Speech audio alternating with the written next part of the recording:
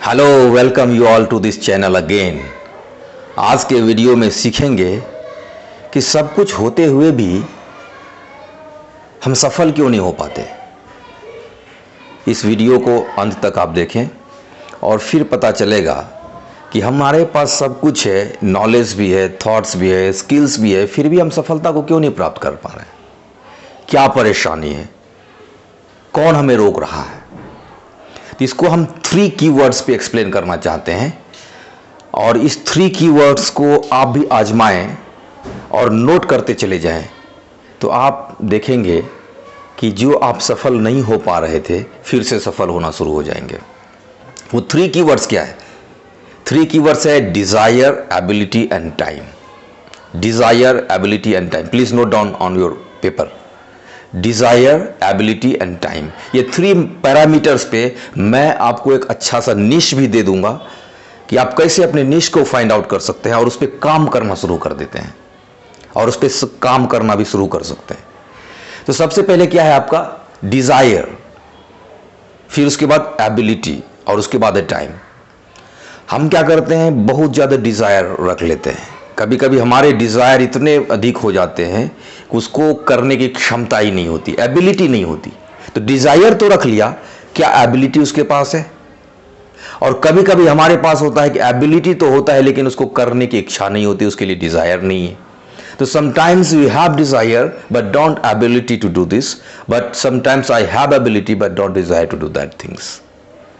और इसमें एक पैरामीटर टाइम भी है। सपोज कर लें कि आपके पास किसी चीज का डिजायर है लेकिन उसकी योग्यता नहीं है, उसके लिए एबिलिटी नहीं है आपके पास, या कुछ ऐसा चीज है आपके पास योग्यता तो है लेकिन करने की इच्छा नहीं है, डिजायर नहीं है, तो दोनों ही कंडीशन में आप फेल हो गए। योग्यता है, करने की इच्छा नहीं है, the things at which you are expert and the things you are curious about. किसी चीज के लिए हम एक्सपर्ट भी होते हैं और कुछ चीज के लिए हम क्यूरियस होते हैं। तो दोनों को कैसे कंबाइन करें, वो टाइम है।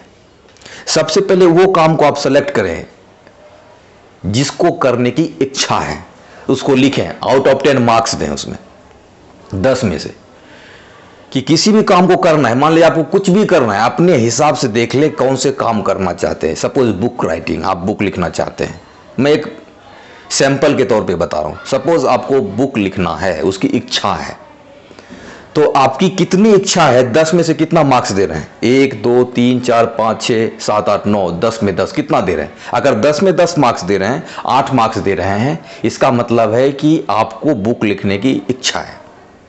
इच्छा तो ठीक है, अब फिर एबिलिटी, आपकी योग्यता कितनी है उस बुक को लिखने की, उसको आप 10 में से मार्क्स दें, ईमानदारी से मार्क्स दें। आउट ऑफ 10 कि आप 5 दे रहे हैं, 8 दे रहे हैं, 9 दे रहे हैं, 2 दे रहे हैं, कितना दे रहे हैं, उसको भी मार्क्स दीजिए। उसके बाद टाइम में भी आइए। पहले हमने क्या कहा इसमें, डिजायर, फिर उसके बाद हमने क्या लिखा दूसरे कॉलम में, पावर और एबिलिटी, और तीसरे कॉलम में हम क्या लिखेंगे, टाइम। आउट ऑफ 10 मार्क्स देंगे। उसके बाद लास्ट में लिखेंगे कितने समय में यह काम हम कर पाएंगे। सपोज आपने बुक लिखने की इच्छा की, 10 में से मार्क्स दे दिया। फिर उसके बाद हमने वो एबिलिटी देखा, उसमें भी 10 में से मार्क्स दे दिया। जो भी आपके अंदर है, योग्यता कितने, अपने अंदर क्या महसूस कर रहे हो, 10 में से कितना मार्क्स दे रहे हो। उसके बाद टाइम देखिए, टाइम उसमें ज्यादा लग रहा है क्या, तो उसमें भी 10 में से मार्क्स दीजिए।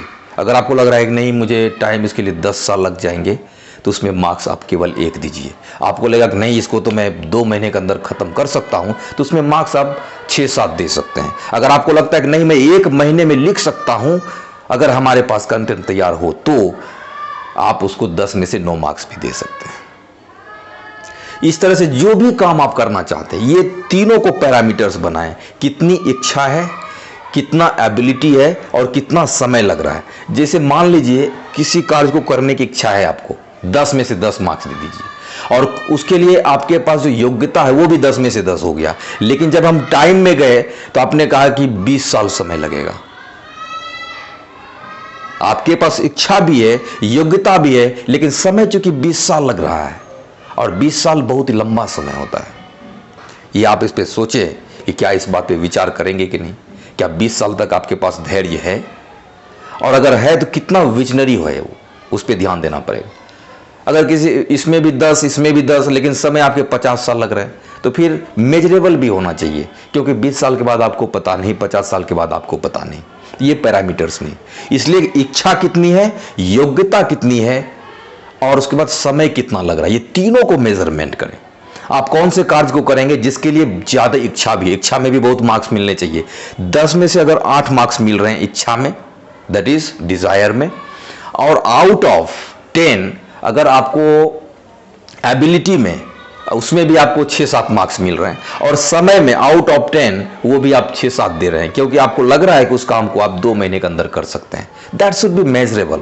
ये तीनों पैरामीटर्स को मिलाएं, एक पेन एंड पेपर लें और उस पर कॉलम बनाएं। पहले कॉलम में क्या लिखेंगे आप? पहले कॉलम में आप लिखेंगे कि आपके पास डिजायर क्या है, दूसरे कॉलम में क्या लिखेंगे, एबिलिटी क्या है, तीसरे कॉलम में क्या लिखेंगे, टाइम क्या है। और कोई भी काम को आप करना चाहते हैं, आप करना शुरू करें कि मुझे बुक रीडिंग की बात है, कितने दिन में बुक रीडिंग करना चाहते हैं।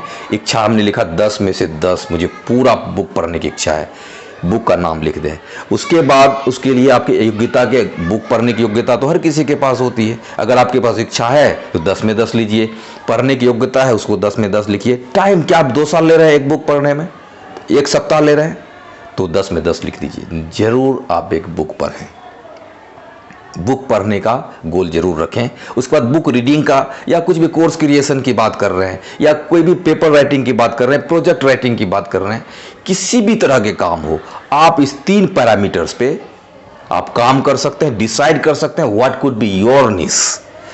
मुझे आशा है कि आपको ये वीडियो पसंद आएंगे। बहुत बहुत धन्यवाद। जय हिंद।